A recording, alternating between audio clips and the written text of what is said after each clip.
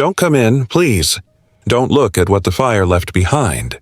Behind a pink door, a 10-year-old girl hides, carrying scars and secrets.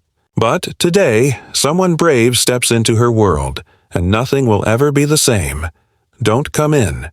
Please, don't look at what the fire left behind.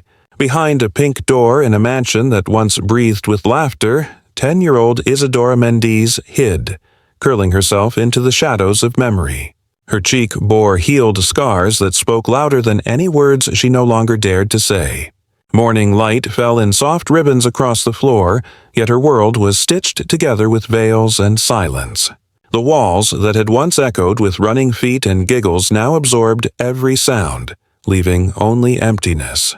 Her father, Marcelo Mendes, a millionaire who organized grief the way he organized meetings, mistook his absence for protection and his busy schedule for love. Days blurred into appointments, flights, champagne toasts, and contract signings, but none of it reached her. No question, no glance, no small gesture of curiosity. He believed that keeping her in a bubble of silence would shield her, but in truth, it shielded only him from facing her wounded eyes. Veronica Lera, poised and immaculate in her frost-white suits, stood by his side like a statue carved for tabloids. Every smile was rehearsed, every gesture calculated. She called it image strategy, and the staff called it obedience. Doors remained closed, windows opened just enough for the cameras, and the pink room at the end of the hall transformed from a childhood kingdom into a cell, wrapped in soft light and quiet tears. Isadora collected silence the way some children collect letters, small fragments of a world she no longer belonged to. The scent of her mother, once lively and soft, lingered faintly in a drawer no one dared open. Each night she felt the ashes of the fire crawl beneath her bed, memories of smoke and panic pressing against her small frame.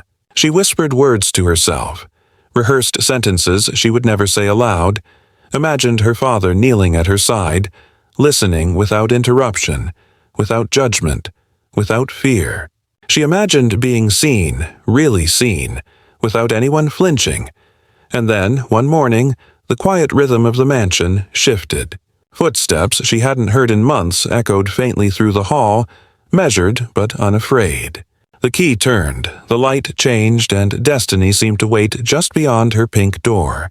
The new cleaner, Zuri Azevedo, a black woman with calm eyes that recognized pain without pity, stepped into her life.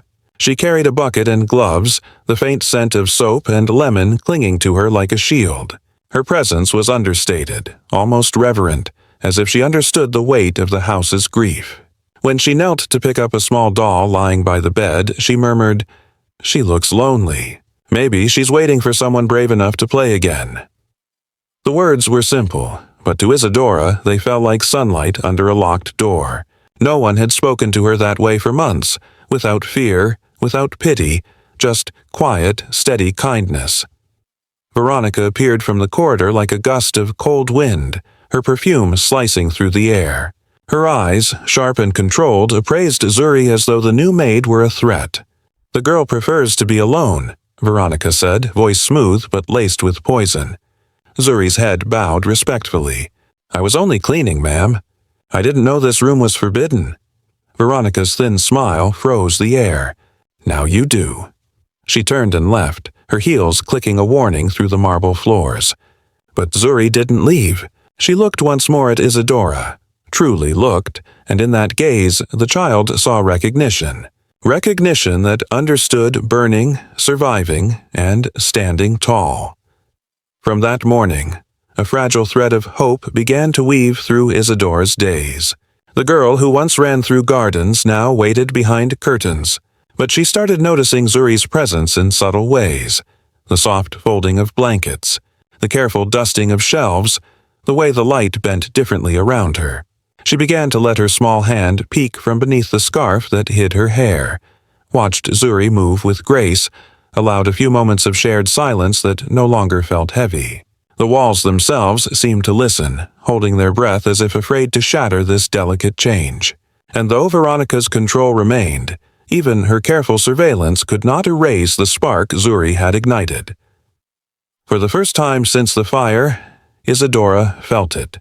the faint pulse of hope, a sensation she had buried under fear, grief, and silence now whispered through her chest, reminding her that the world could still hold someone who saw her, who didn't flinch at her scars, who didn't turn away from her pain.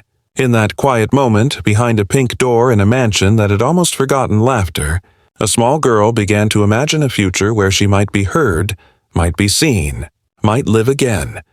And though the mansion remained heavy with shadows, and though the air carried the ghost of smoke and loss, something had changed. The fire had left scars, yes, but it had also left the possibility of being saved, of being recognized, of being believed in. And Zuri Azevedo, calm and unwavering, had become the first thread in that fragile, life-altering tapestry. Days passed quietly in the mansion, but the air itself seemed to change with Zuri Azevedo's presence. She moved through the halls with gentle purpose, folding blankets, dusting shelves, and speaking in soft tones that barely disturbed the shadows. Each step, each small gesture, carried an unspoken courage, a steadiness that seemed almost impossible in a house built on fear and grief. Isadora Mendiz watched from behind her pink door, curiosity blooming in the spaces where fear had once lived. Slowly, she began opening her door a little wider, allowing Zuri a few more minutes in the room each day. At first, she let the maid rearrange the flowers or fold the edge of her blanket, but soon she lingered nearby, feeling the quiet warmth that Zuri brought into her world. Veronica Lira noticed it almost immediately. The slight shift, the door left ajar, the faint traces of laughter in the corners of a room that had forgotten sound, pricked at her composure. Her eyes, sharp and calculating, followed Zuri more closely, heels clicking across the marble floors with increasing intensity. Every movement of the maid was logged, every word measured. Control, which had once been absolute in the Mendiz mansion, now trembled in the presence of kindness. Veronica could sense it, and suspicion grew into irritation, and irritation into silent hostility. One afternoon, the confrontation came. Veronica appeared suddenly in Isadora's room, her perfume cutting the air like glass. "I told you this girl prefers to be alone," she said, voice smooth but edged with venom. Zuri looked up from where she was quietly arranging a small stack of books. Her gaze was calm, unwavering. "She doesn't need orders," Zuri said softly. "She needs kindness." The words hung in the air, heavier than any command, sharper than any reprimand. Veronica's smile faltered for a moment, just enough for the tension to thrum through the room. But Zuri didn't bow or retreat. She continued her work, each movement deliberate, protective, gentle. Isadora watched them both, heart pounding, eyes wide.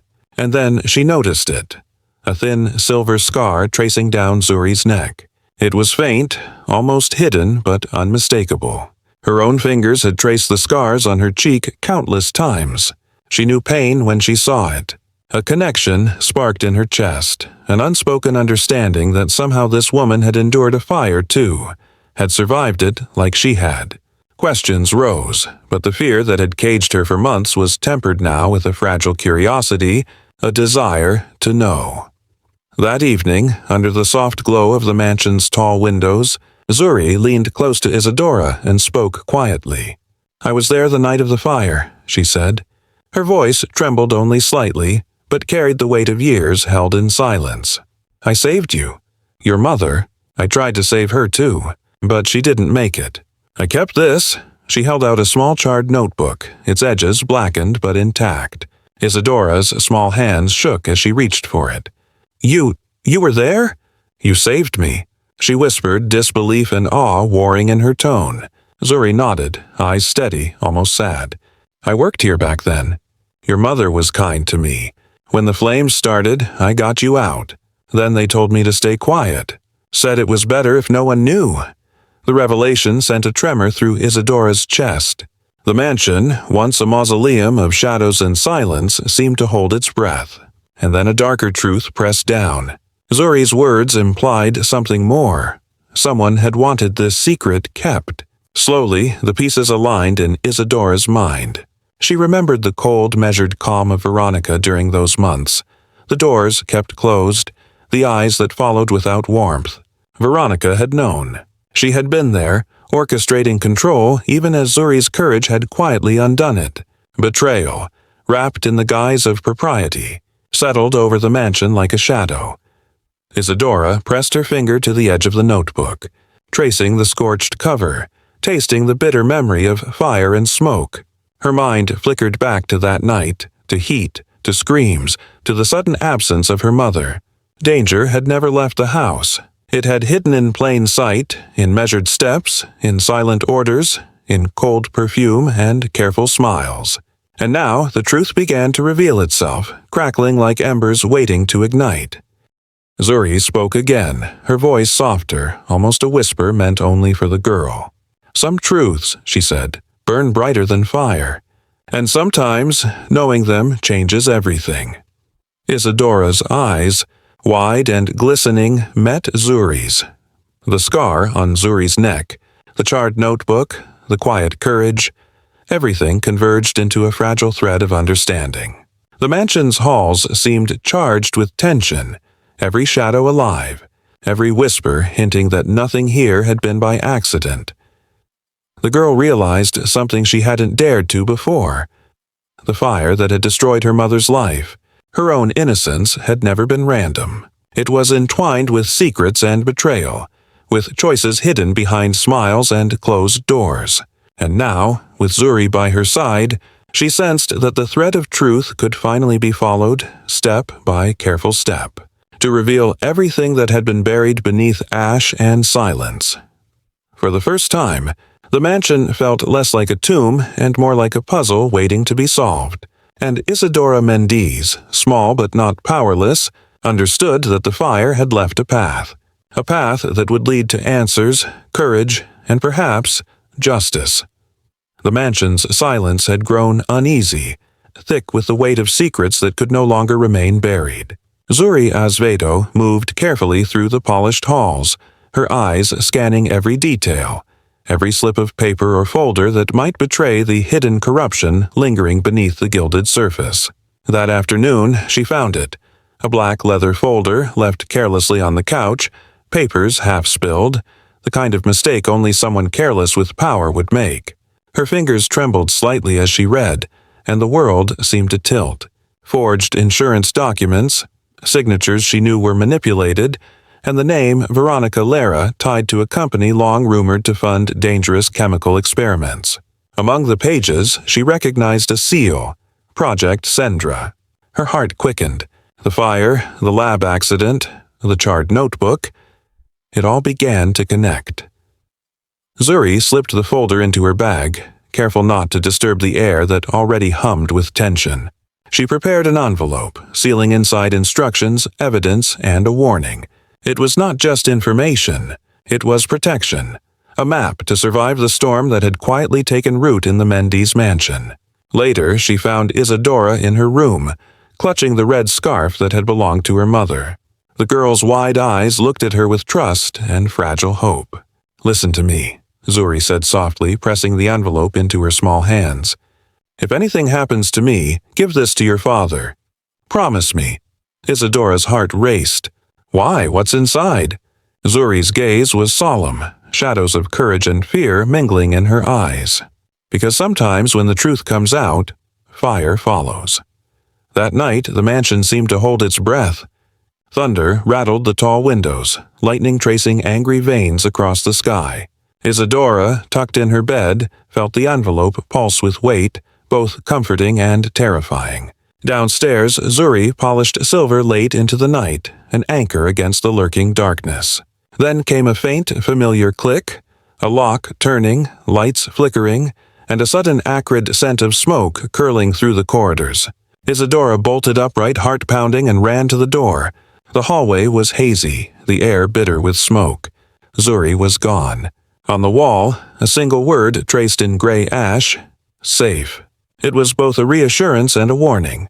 Safety, she realized, was fragile, a thread easily broken in a house built on secrets. Following Zuri's careful instructions, Isadora crept through the mansion, barefoot, heart thudding like a drum in her chest. The old oak portrait of her mother loomed above her father's office, The one frame Marcello had never removed, the one Veronica had despised. Her fingers shook as she pressed the hidden latch behind the painting. A faint click resonated like the echo of something alive. The portrait swung forward, revealing a small iron door embedded in the wall.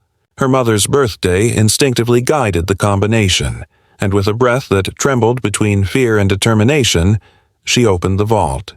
Inside lay flash drives, a sealed envelope, and photographs, the remnants of a truth kept deliberately hidden.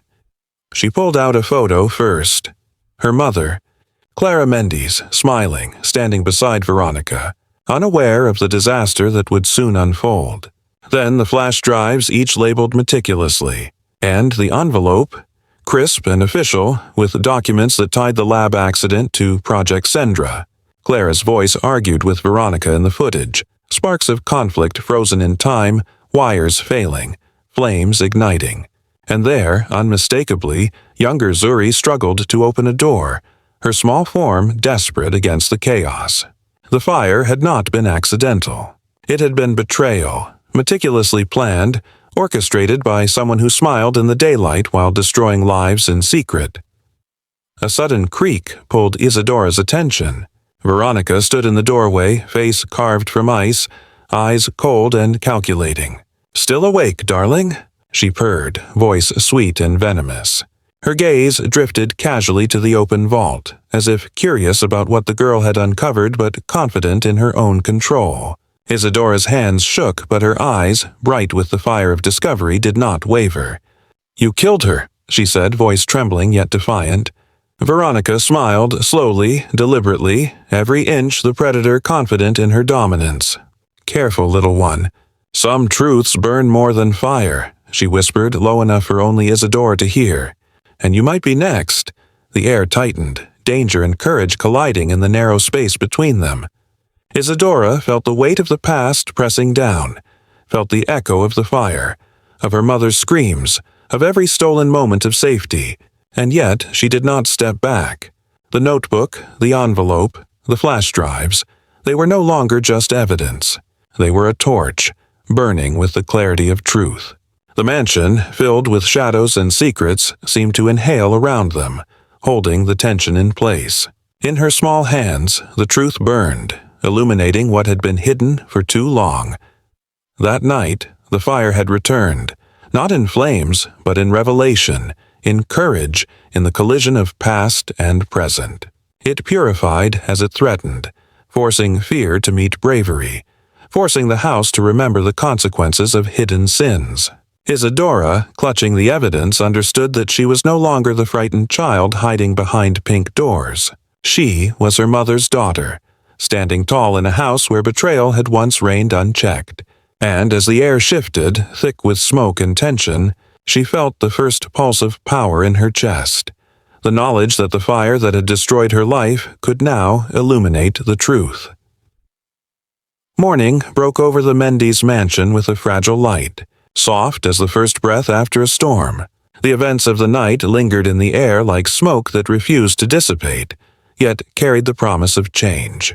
Zuri Azevedo returned, her steps firm despite the bruises she carried, a bandage wrapped around her arm. The envelope she had entrusted to Isadora clutched close to her chest.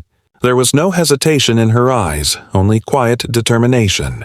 Marcello Mendes appeared at the top of the stairs, confusion clouding his exhausted face, but Zuri's calm authority left no room for delay. "I'm not here to clean anymore," she said, voice unwavering. "I'm here to make things right." The mansion, long a theater of silence and fear, seemed to hold its breath as the weight of truth moved through its halls. The authorities arrived soon after, guided by the evidence Zuri had meticulously preserved. Police officers moved through the grand rooms with precise efficiency, flashing badges and calling out instructions. Veronica Lara, always composed, now faced a force she could not manipulate. Her perfume, once sharp and suffocating, did little to mask the panic flickering in her eyes. Handcuffs clicked, and the woman who had orchestrated betrayal so effortlessly was led away, her calm veneer cracking as she hissed warnings that no longer held power. "Not all fires go out," she whispered as she was taken, her voice a ghost of the threat she once embodied. Marcelo Mendez stood in the quiet aftermath, his face pale and drained, tears streaking silently down his cheeks. For the first time, he truly saw the consequences of his inaction, the years of absence, the misunderstanding of silence as protection, the unchecked manipulation that had endangered both his daughter and the memory of his wife. "I should have seen this," he said, voice breaking. "I should have protected you." Isadora stepped forward, small hands resting on his trembling ones. "It's not too late," she whispered. In that moment, the mansion itself seemed to exhale, the heavy air lightening, as if recognizing the first step toward healing. In the days that followed, the house slowly began to breathe again. Curtains once closed tight now fluttered in soft sunlight, dust motes dancing like tiny sparks in the air. Isadora Mendez no longer hid behind doors. Her red shirt, once a shield against the world, became a banner of courage. She embraced her mother's legacy, the fire of Claramendi's spirit shining in her own determination to face life unflinching. Zuri, once merely a maid in uniform, became part of the family, her quiet strength and unwavering kindness threading itself into the rhythm of their daily lives. Together, they restored laughter to halls that had long forgotten its sound. Each shared meal, each soft conversation, a stitch in the tapestry of recovery. Marcelo Mendez, moved by the magnitude of what had occurred and the resilience of those he had failed to notice, established the Renamento Institute, a foundation dedicated to burn survivors. He poured resources, attention, and care into a cause that reflected the love and loss that had shaped his family. The mansion, once a mausoleum of secrets, transformed into a space of hope, learning, and restoration. And through it all, Isadora found moments of quiet joy with Zuri in the garden, where violets bloomed over the ashes of what once was. They sat beneath the old oak tree, sharing stories, laughter, and the gentle comfort of presence, proving that the hands that heal do not always wear titles or uniforms. They simply act, quietly, bravely, and with love. Evenings were filled with reflection, the golden light spilling across the yard like liquid warmth. Isadora sometimes traced her scars in the soft glow, once marks of pain, now symbols of survival. Each silver line on Zuri's neck mirrored her own, a testament to the endurance of those who faced fire and truth alike. The mansion, still carrying faint traces of smoke, no longer reeked of loss. It was imbued with life, courage, and rebirth. Every corner, every room, whispered lessons learned. That scars are not evidence of weakness, but proof of the strength it takes to endure, to survive, and to keep believing. In the quiet moments, Isadora would smile at Zuri, hands intertwined, as if saying without words, "We survived. We are more than our pain," and Zuri, with her calm eyes glimmering like embers that refused to die, would nod, answering, "And we will keep rising." From the balcony above, Marcelo watched, heart full yet heavy with the knowledge of past mistakes, now tempered by pride in the courage of his daughter and the loyalty of the woman who had saved them both.